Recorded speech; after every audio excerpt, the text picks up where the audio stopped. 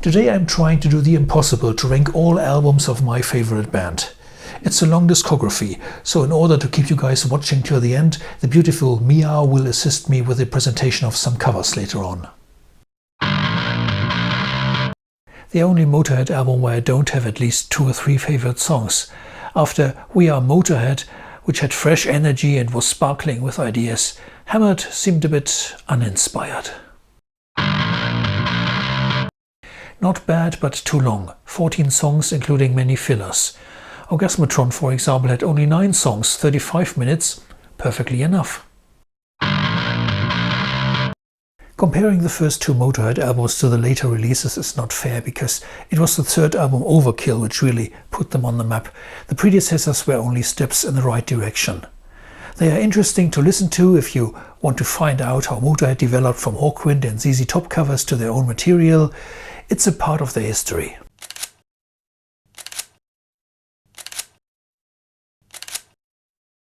This album had 2 problems. First, the worst cover artwork ever.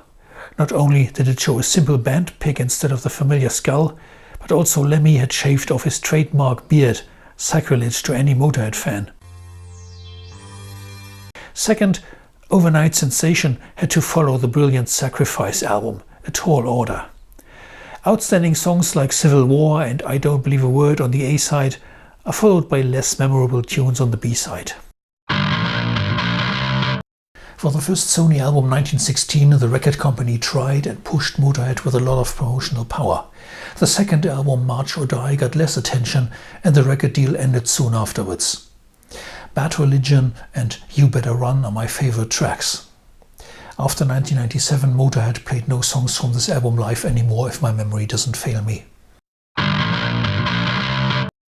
Kiss of Death includes some strong tunes like God Was Never on Your Side and Be My Baby, and also some less convincing ones like Trigger and Sword of Glory.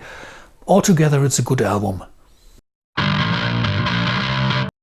Snakebite Love is kinda like the little brother of Sacrifice, looking very similar and appearing just a few years later. It was a safe album the fans enjoyed. The title track is very funny, then there is Dead and Gone, Assassin and Love for Sale. Thumbs up. The weakest album of the Fast Eddie years. The title track was a big hit. Iron Fist was the song which made me a Motörhead fan. But on the other hand, stuff like Bang to Rights, Loser or Go to Hell is rather forgettable, so I can't rank the whole album any higher. In the late 90s, Motörhead had basically played for the same old fans from the 80s. In the 2000s, however, Motörhead found a lot of new fans and played bigger venues. They had become a kind of subculture icon beyond the metal scene, attracting people who were tired of short-lived trends. The World Is Yours in 2010 was a confident album, with songs like I Know How to Die, Devils in My Head and Brotherhood of Man.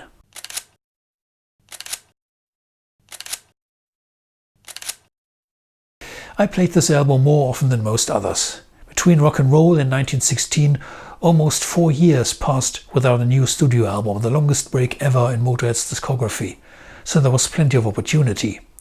Traitor and Dogs became live favorites. I liked also The Wolf and Boogeyman.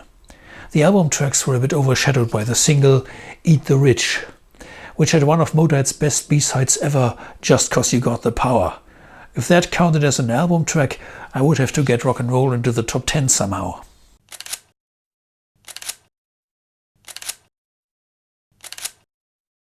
Bomber was quickly recorded after Overkill, released only 7 months later, and it feels a bit rushed. Bomber, Dead Men Tell No Tales and Poison deliver, but Lawman, All the Aces or Talking Head make you wish they had had some more time for the songwriting. Eddie's attempt in Step Down to be lead singer wasn't popular either. I don't want to sound too negative, this is still a classic, but not on the same level as Overkill or Ace of Spades.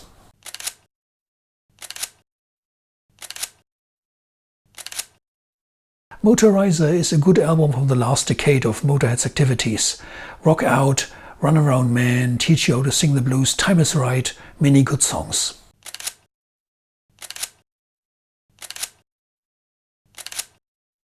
In the year 2000, Motörhead needed something fresh to be ready for the new millennium, and this album was just what they needed.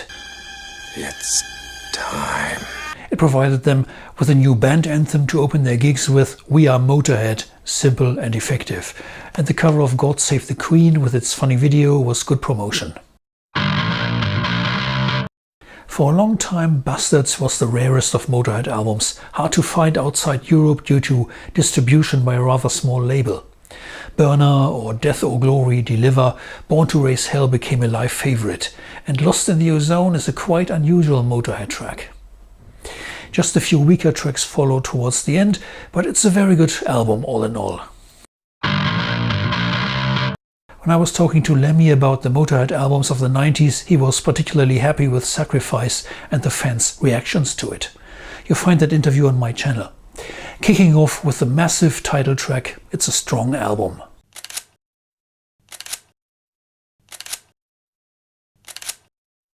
Since 2011, Lemmy's health deteriorated visibly and audibly.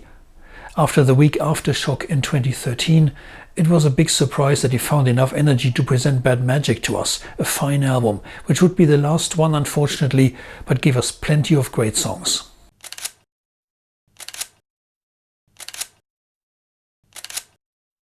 For many years, this was the most underrated Motörhead album, until more and more fans grudgingly acknowledged it wasn't so bad after all. In the 2000s, sometimes one of the songs would return to the setlist, I Got Mine or Rocket. It was always one of my favorite albums, and Lemmy told me in an interview in 1999 it had remained one of his personal faves too. Brian Robertson did play different, more melodic than Fast Eddie, but nevertheless this album had brutal tracks like Marching Off to War or Die You Bastard.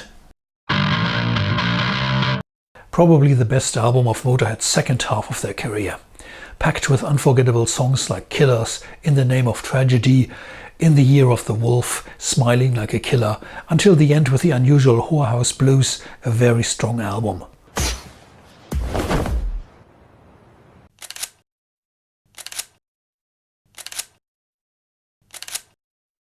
The album to establish the typical Motörhead style. No less than 7 of the 10 tracks would still be played live even decades later.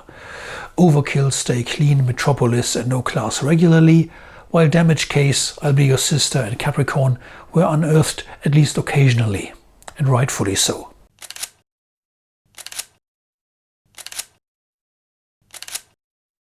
Ace of Spades was Motörhead's biggest hit.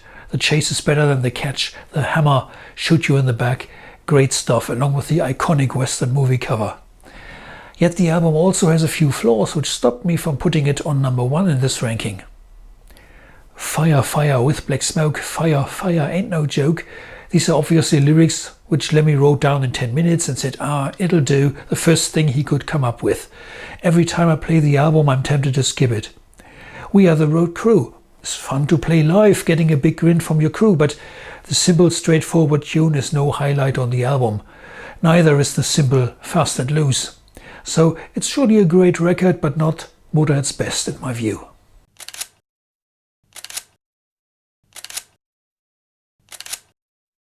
The album which saved Motörhead's career. The completely renewed lineup with Pete Gill, Wurzel and Phil Campbell delivered songs that even exceeded most stuff by the classic lineup, such as the amazing title track, the brutal Death Forever or the funny Dr. Rock. They should have played Mean Machine live more often, it worked great with an audience. Well, Motörhead were back and they were here to stay for 3 more decades.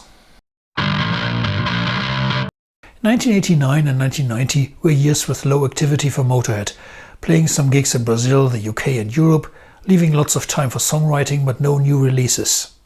When Motörhead arrived in America and got a major label deal, they must have felt like living in Fantasyland.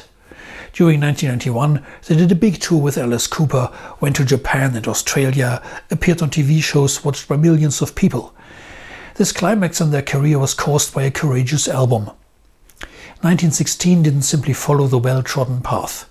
It had ballads, a cello, a piano, a song played backwards, and the result of these experiments was a record where almost every song was a hit.